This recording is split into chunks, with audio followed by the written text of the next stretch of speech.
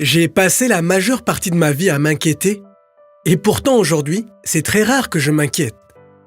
Et quand cela m'arrive, ça ne dure pas plus que 20 à 30 secondes, avant que je ne me ressaisisse. En développant cette attitude, ma vie est devenue 100 fois meilleure.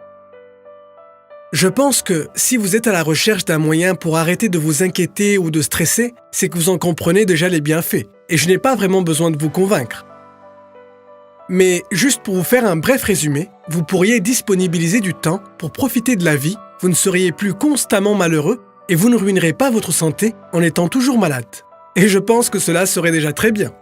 Voici 2 livres qui ont eu un impact énorme sur ma vie. La puissance du moment présent de Eckhart Tolle et Découvrir un sens à sa vie de Viktor Frankl et dont je recommande la lecture à tous. Ceci dit, aujourd'hui je vais vous présenter mes 4 idées favorites extraites d'un autre livre sublime, Triompher de vos soucis, vivez que diable, de Dale Carnegie. Alors, la première grande idée, c'est de vous demander, quelle est la pire chose qui puisse arriver ? Je me souviens que durant ma première année d'université, j'étais préoccupé constamment par mes notes. Qu'allais-je faire si j'ai un B+ au lieu d'un A ? Eh bien, ma vie serait ruinée et je ne serais jamais capable de rien dans ma vie. C'était vraiment l'état d'esprit qui régnait dans ma tête à 17 ans. 5 ans plus tard, il y a quelques jours, en faisant le ménage chez moi, je suis tombé sur mon diplôme, dans un endroit insolite. Je n'ai même pas ouvert la boîte qui le contient depuis que je l'ai retrouvé, et je ne compte pas l'ouvrir durant le reste de mes jours. Voici donc un exemple parfait de comment votre cerveau agit sur vous. Il déteste l'incertitude. Si vous ne prenez pas conscience clairement de la pire chose qui puisse vous arriver, votre cerveau trouvera un moyen d'associer une note B+, comme étant une vie ruinée. Mais en réalité, la pire chose que vous redoutez est bien souvent que très peu grave. Je reçois tout le temps des messages de gens me disant « Hey, votre chaîne m'inspire vraiment, j'aimerais commencer la mienne, mais je ressens beaucoup de résistance. » Vous savez quoi ? Cela m'est aussi arrivé. Par défaut, votre cerveau vous fera penser « Je vais faire une vidéo que les gens vont haïr, ils vont tous se moquer de moi. » D'autres seront furieux et ils viendront brûler ma maison. Soyons honnêtes, ce sont là souvent vos pensées conscientes ou inconscientes. Mais qu'en est-il de la réalité ? En fait, la pire chose qui pourrait vous arriver, c'est un commentaire négatif. C'est tout. Et il en est de même dans n'importe quel autre domaine, comme se lancer en affaires ou lorsqu'il faut énoncer un discours. Concrètement, je n'ai aucune expérience dans la prise de parole devant de grandes foules. Et donc si je devais faire un discours tout de suite, il est très probable qu'il soit mauvais. Sur scène, j'aurais peut-être le trac, je serais certainement maladroit, mais je ne refuserai jamais, au grand jamais, de le faire. Pourquoi ? Parce que quelle est la pire chose qui pourrait arriver ? Ce n'est pas comme si le monde entier allait se moquer de moi ou que des gens vont essayer de me tuer partout où j'irai après mon discours. Non, c'est peut-être juste une personne dans la foule qui n'a lui-même jamais été invitée sur scène qui pourrait penser que mon discours est médiocre. Voyons, qu'est-ce qu'on en a à faire ? Voici un autre exemple. Notre machine à laver est tombée en panne. Et si je n'étais pas conscient que je ne dois pas me faire du souci, je me serais énervé, n'est-ce pas ? Ce serait la réaction normale. Je n'ai jamais vu quelqu'un se dire « Oh, la machine à laver est brisée, c'est super, ce n'est pas grave !» Ben non, c'est supposé vous énerver, car maintenant vous n'aurez plus jamais d'habits propres. Écoutez, j'ai passé les 17 premières années de ma vie à laver mes habits à la main avec du détergent russe bas de gamme. Alors, quelle est la pire chose qui pourrait arriver ? Vais-je devoir laver mes chemises avec ce merveilleux savon à la noix de coco durant quelques jours, le temps que la machine à laver soit réparée ? Ou bien est-ce que je ne pourrai plus porter ma chemise favorite qui est sale et que je vais devoir choisir parmi les 20 autres superbes chemises dans ma garde-robe ? Vous voyez à quel point tout ceci est ridicule. Si vous vous posez constamment la question « Quelle est la pire chose qui pourrait arriver ?» et que vous définissez le pire résultat, vous réaliserez vite à quel point la plupart de vos soucis sont ridicules. Ce qui m'emmène à ma prochaine idée favorite, l'absurdité de tout. J'ai un ami qui se fait du souci tout le temps à propos de tout et n'importe quoi. Il m'a appelé pour me parler de toutes les choses qui le stressent et l'inquiètent. Je lui ai répondu « S'il te plaît, arrête !» Carnegie nous raconte l'histoire de ce soldat durant la Seconde Guerre mondiale qui est coincé dans un sous-marin et qui sait au fond de lui qu'il va mourir dans les prochaines heures.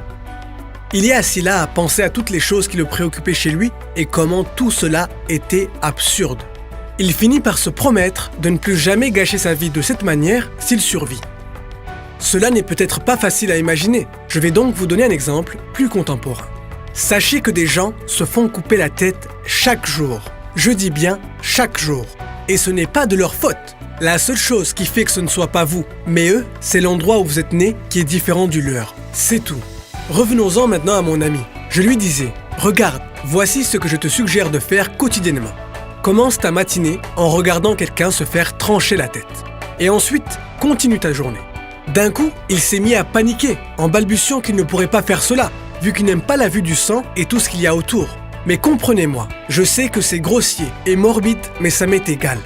Si vous n'êtes pas une personne inquiète, super, vous n'avez pas à regarder quoi que ce soit. Cependant, si vous êtes tout le temps préoccupé par des stupidités, sachez que vous avez une maladie. Donc soit vous vous soignez vous-même, soit vous cessez à tout jamais de demander « Comment pourrais-je arrêter de m'inquiéter ?» Je peux vous garantir que si vous commencez votre journée en regardant quelqu'un d'autre se faire couper la tête, alors rien, je dis bien absolument rien, ne pourrait vous arriver dans le reste de la journée qui sera en mesure de vous énerver, sans vous faire sentir complètement débile. Oui, quand vous verrez quelqu'un d'autre se faire trancher la tête, vous ressentirez au fond de vous un sentiment étrange à chaque fois que vous vous lamentez, parce que vous méritez un meilleur salaire pour votre travail. Ou lorsque vous vous demandez quoi faire parce que vous avez eu un B+ au lieu d'un A. Ou encore lorsque votre machine à laver est en panne. Vous vous rendrez compte que si cette personne décapitée avait eu la chance de vivre et de porter cette même chemise sale pour le reste de sa vie sans jamais être capable de la laver, il aurait été l'homme le plus heureux sur Terre. Rendez-vous compte de l'absurdité de tout cela? La troisième grande idée, restez occupé. Je ne fais pas référence aux occupations des travailleurs lambda. D'ailleurs, ce sont souvent eux qui se soucient le plus. Ceux qui travaillent 12 heures par jour et rentrent ensuite chez eux pour regarder Fox TV toute la nuit en s'inquiétant du fait qu'un homme peut en épouser un autre, ou du fait que tous ces étrangers vont venir lui prendre son travail. Vous savez, parce qu'il serait le seul habilité pour ce travail. Je ne parle pas d'être occupé de cette manière. Voici comment j'aime rester occupé. En lisant un livre que j'aime, en allant faire de la gymnastique avec ma petite amie, en composant et en jouant au piano, en faisant de la cuisine succulente ou en travaillant sur un projet qui me passionne. Voici ce qui se passe quand vous faites cela. Votre cerveau ne peut pas se concentrer sur deux choses à la fois. Il en est tout simplement incapable. Vous pouvez essayer tout de suite si vous voulez. Vous ne pouvez pas réfléchir à votre machine en panne et en même temps penser à quel point vous adorez jouer au football. Votre cerveau ne fonctionne juste pas de cette manière. Donc, la meilleure façon de se débarrasser des pensées négatives dans votre tête est de la remplir de pensées positives. Occupez-vous en faisant ce que vous aimez et votre cerveau n'aura même plus la capacité de s'inquiéter. Et finalement, une question qui a vraiment retenu mon attention, c'est « Qu'allez-vous faire dans votre vie ?» Allez-vous travailler et vous inquiéter toute votre vie pour ramasser un tas de choses comme votre maison et toutes les futilités qu'elle contient, en espérant que si vous êtes chanceux, après 50 ans de soucis et de stress, toutes vos choses pourraient valoir pour 1 million d'euros.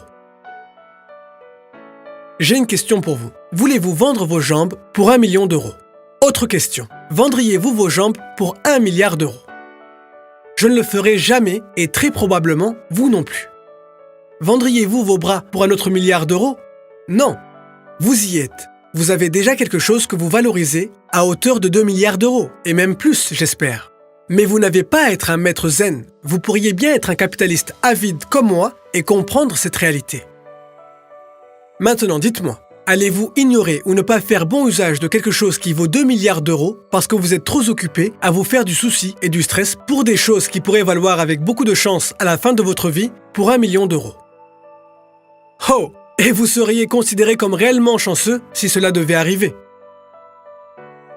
Bon, je ne sais pas si vous voyez à quel point c'est fou, mais c'est comme avoir un immense château, un jet privé, toutes les voitures que vous ayez jamais souhaitées et ne pas en profiter parce que vous êtes trop préoccupé par le souci d'être un jour capable d'acheter une Corolla.